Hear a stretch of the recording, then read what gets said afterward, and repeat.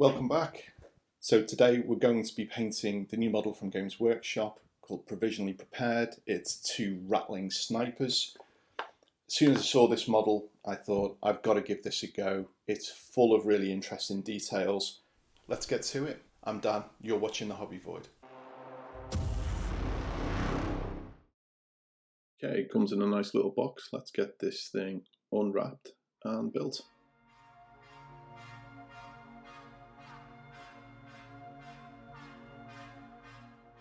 So it's a scenic base as opposed to a regular black disc.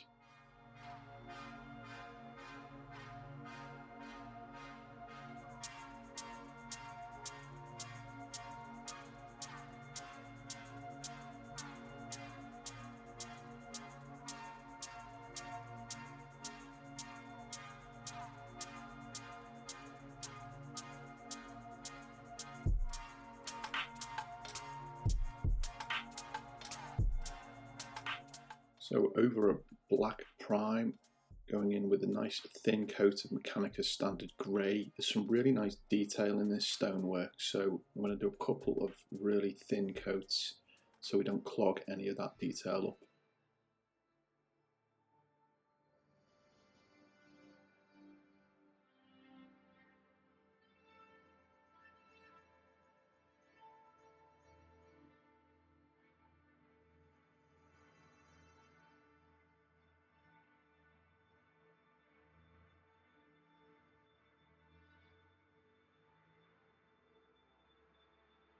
Onto the sandbags, I'm going with XV88 from Citadel, but you can go with any kind of medium brown.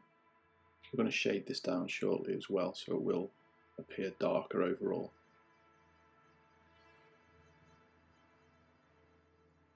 Cabalite green, or any dark green, just for this, what looks like an old sort of ammo crate full of provisions.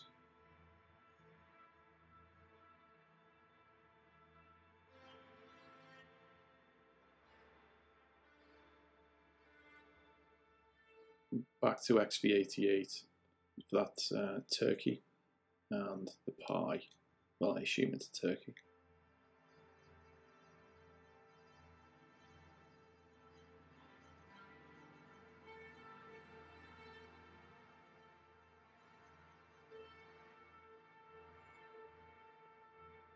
This is my dry brush palette. Those other paints on there are completely dry, and I'm mixing 50-50 grey and white to make a light grey, just because I don't happen to have a light grey. I'm going to use the dry brush, a good coating, work it deep into the bristles, and then rub the vast majority off. So we'll just lightly draw that over the raised areas. Okay, you see that little dust cloud that's formed? That means the brush is too dry. I appreciate we're dry brushing, but it's important to have a small amount of moisture in the brush, so I'm just dipping my finger in my water. You can use a sponge as well. Just moisturing the brush, reloaded it. It's not wet, but it's not completely dry. And that just helps the paint go on without leaving that chalky, powdery effect. Which isn't too much of an issue with scenery, but you certainly wouldn't want that chalky effect when you were dry brushing the figures themselves.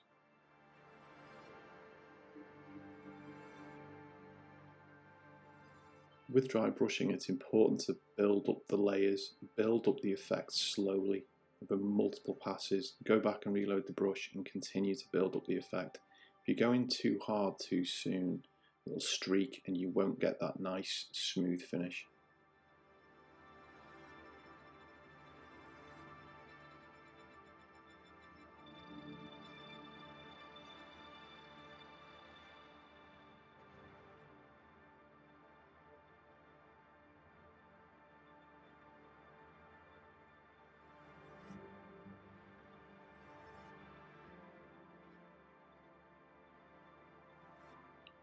I've now increased the white in the mix so it's lighter, and you can see this is just a final brush over mainly the corners and those raised edges. You can see that effect really start to pop now.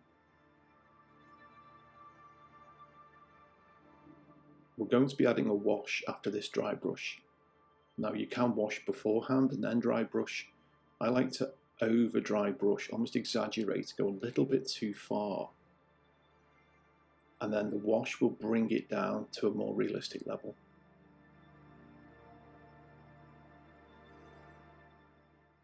Just going to catch the sandbags here as well, because we'll wash those, and this will just help with that contrast to give us those lighter edges that will blend in nicely once we add the wash.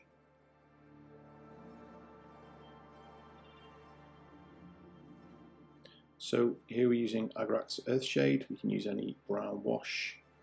Going quite generously with this because we'll go back and deal with any pooling shortly. Get a really good coat of this to run into all those darker areas.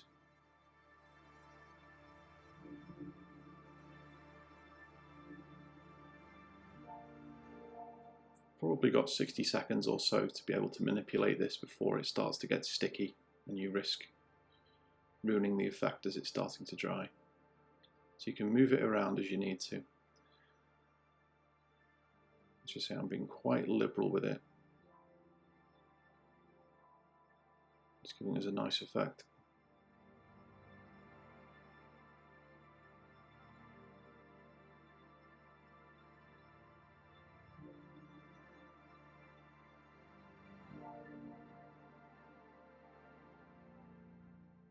So smoothing that out, dealing with any excessive pooling, just wicking it away on the brush where it's sitting in big puddles.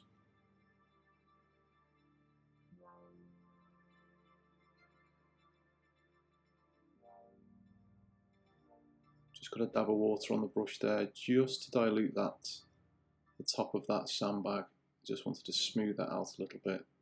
Those upper areas that need less shade, just diluting it almost on the model.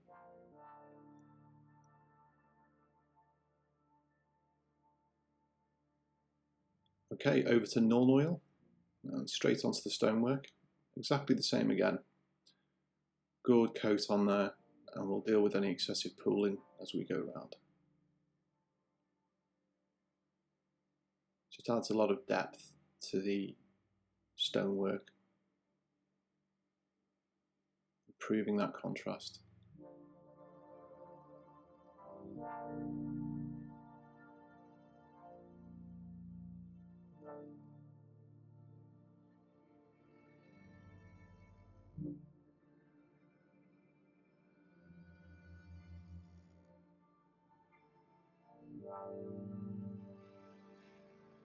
The little tally that's sculpted into the wall, I feel plays an important part to the story behind this model. Obviously keeping count of kills. So I've gone back in with Nuln Oil just to make those stand out a little more. So I wanted to highlight the sandbags, but give the impression that you could see the weave of the Hessian sacks. Whether or not they have Hessian in the 41st millennium is to be argued, but wanted to represent the texture and weave of the fabric of these bags. So we've got a 50-50 mix of XV88 and a Chablis bone as a highlight colour, and we're just going to go in straight parallel lines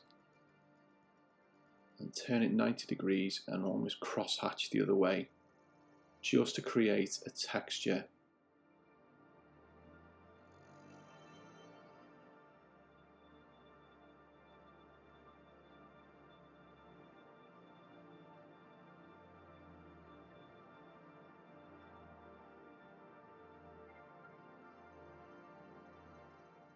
We use the same mix just to highlight the turkey. Yeah, I'm calling it a turkey for now. And also the pie as well. Just as a very basic highlight.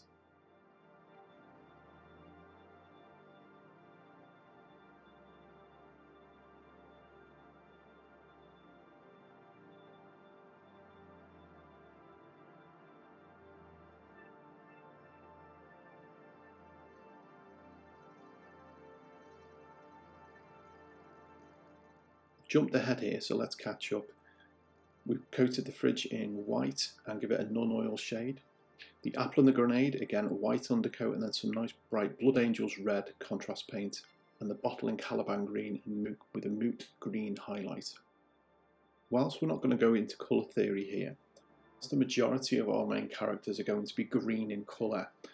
The two small red accents, the hand grenade and the apple, are really important, as they're complementary colours on the colour wheel. They'll really make the greens pop and give us that really nice contrast. I'm not using metallics here, so I've gone for a scrofulous brown from Vallejo, just to pick out the brass in the bullet shells, and then we'll add a highlight of 50-50 scrofulous brown and ice yellow to just sell that metallic effect and give a reasonably sharp highlight there.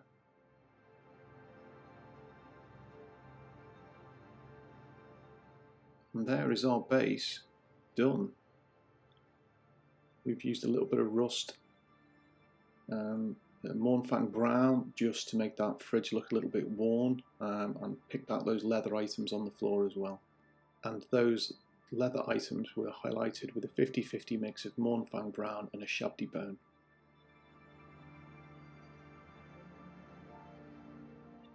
So I realised I had very few greens in my collection of paints, so I ended up mixing Cabalite green 4:1 to moot green just to give us that tunic colour, and then we took some of that mix aside and added some Mournfang brown to give us a bit more of an olive colour for the cloak. And then we're just going with pure Mournfang brown on the leather items, the satchel holding the sausages here, and the straps for the binocular. Then onto ratskin flesh for all of the flesh tones. Both models painted in the same way here, so we just flick between the two, but it's the same principles on each. And then Agrax Earthshade, just to shade down those greens.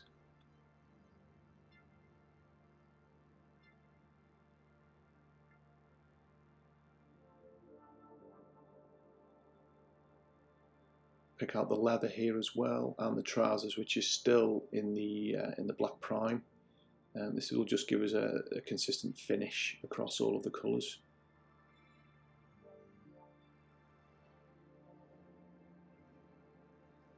We'll go on to the cloak. Now, this character has his back against the wall, so I'm happy for this to be quite dark and almost in shadow. I'm not too concerned. You won't really be able to see too much of this cloak other than the hood. And just make sure we get that shade into those deep recesses. We'll go back and wick away some of the excess that started to pool, just until we've got that how we like it. So this is the other character. Now this cloak will be visible quite clearly on the model, so we're going to do a freehand camouflage pattern. I'm starting off with some Mechanicus Standard Grey, and we're just going to do some very rough squares, so randomly across the cloak. We'll need a couple of coats of these colours just to get them to cover adequately. No rules here, just a random series of squares.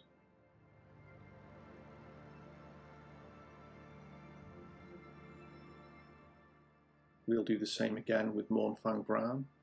Again, there's no set pattern here, there's a certain randomness to this, just as a futuristic urban camouflage type effect.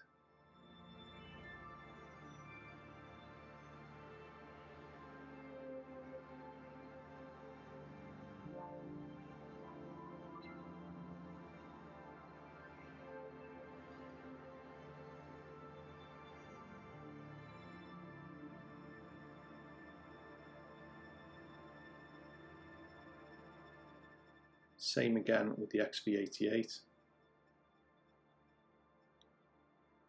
Need a few coats here just to get that to cover, as it is thinned.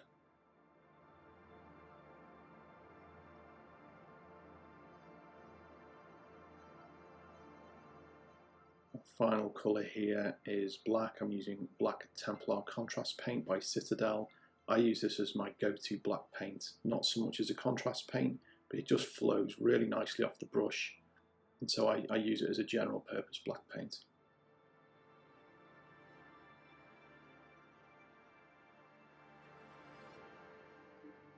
So on this cloak, instead of an all-over wash, we're just going to target the deep creases.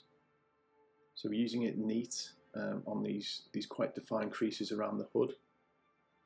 I'm going to run that down those longer creases down the back as well.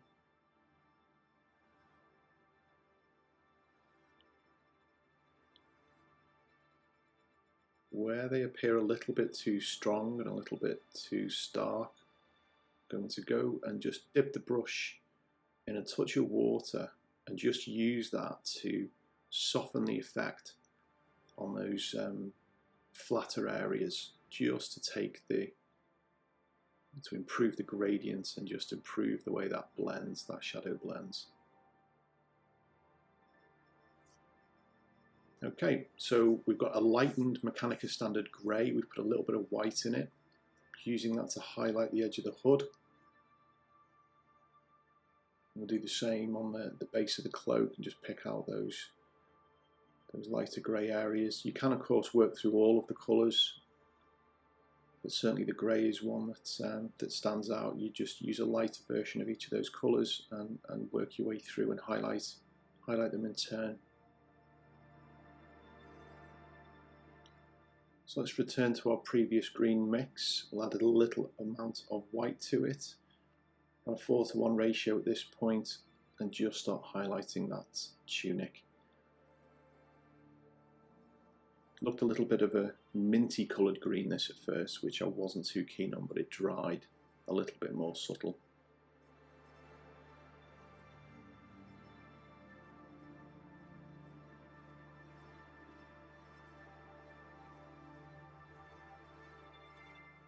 Again, we'll return to the previous mix on the palette from the cloak, adding some yellow. Again, catching those highest creases. I'm not going to the bottom of the cloak here because it will be completely obscured when the model's fixed in position, but just the top section, that right shoulder and the hood will be visible and would naturally catch the light in the position it is in. Okay, so I shaded the flesh with Rein flesh shade, let that dry, and then we moved on to beige red, which is a Vallejo colour, but you could use something like Cadian flesh tone if you have that, or any lighter flesh tone to pick out those raised areas of the flesh, picking out the muscles and the the elbows and any raised areas, fingers, toes.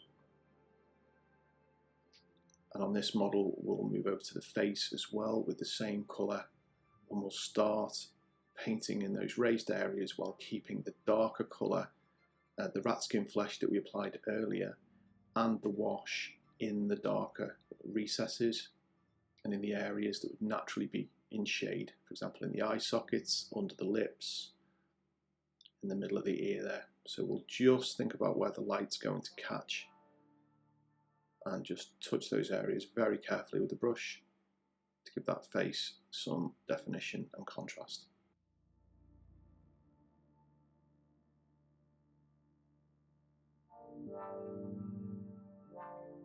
Next we'll mix some Mournfang Brown with some Shabdi Bone just to lighten it, and that will be our edge highlight. And orientate the model so it's comfortable for your hand. Don't twist your hand to meet the model, move the model to meet your hand. And just use the sculpt to catch those edges. Again, you can always go back with Mournfang Brown and correct that if you make a mistake. I've gone in with Memphiston Red, straight onto the black primer, so it's not too bright. It gives a nice deep dark red. You could use corn red or something like that if you prefer, just to get those sausages. I want them to have a nice sort of red appearance.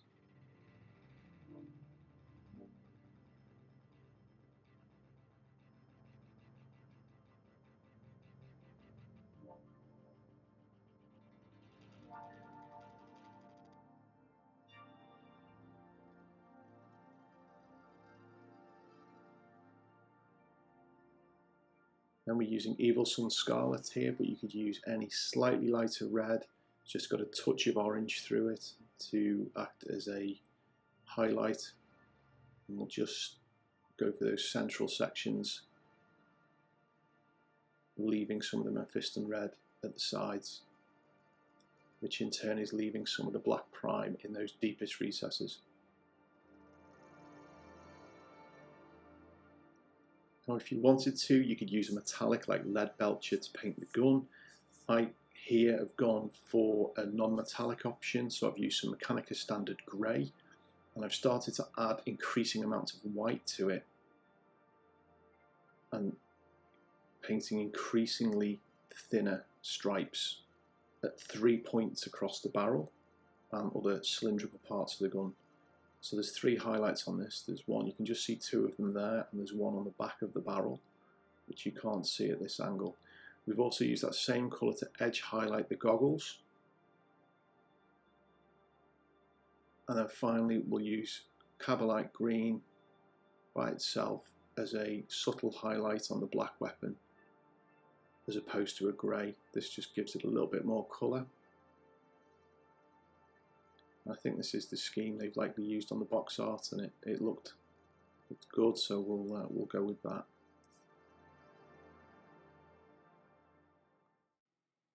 And here's the final model. The colour scheme we used for the brass shells has been repeated on the belt buckles and the cloak clasps to give that gold effect. And we put some pure white highlights on the sausages and on the turkey just to make them look like they've got a real shine to them. There's a few other details that we've not covered in the video, but if there's anything specifically you'd like to see, let us know in the comments and we'll cover that in a future video. Thanks for watching.